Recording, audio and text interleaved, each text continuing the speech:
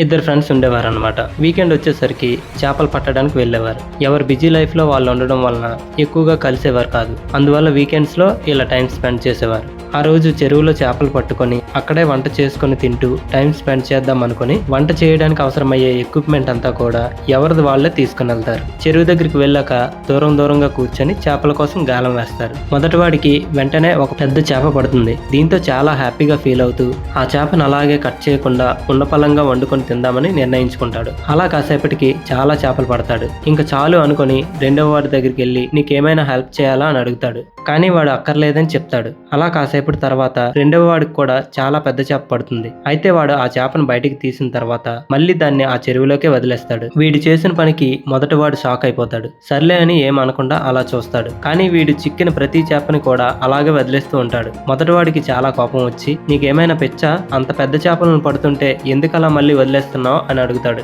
అప్పుడు రెండవ వాడు ఏమంటాడంటే పెద్ద చేపలను వండటానికి నా దగ్గర పెద్ద ప్యాన్ లేదు, కానీ నేను చిన్నదే తెచ్చుకున్నాను అంటాడు. అప్పుడు మొదటివాడు ఆశ్చర్యపోయి పెద్ద ప్యాన్ లేకపోతే చేపను చిన్నగా కట్ చేసి చిన్న ప్యాన్ లో వండుకోవచ్చు కదా అని చెప్తాడు. ఈ కథలో మనం తెలుసుకోవాల్సింది ఏంటంటే ఒక్కోసారి దేవుడు మనకి గొప్పగా చేద్దామని అనుకుంటాడు, కానీ మనమే మన మూర్ఖత్వం వల్ల నాకు ఇదే కావాలి ఇలానే కావాలని చెప్పి మనకిచ్చినటువంటి బెటర్ ఆపర్చునిటీస్ ని కూడా వదిలేసుకుంటాం. ఈ కథలో రెండవ పర్సన్ లాగా.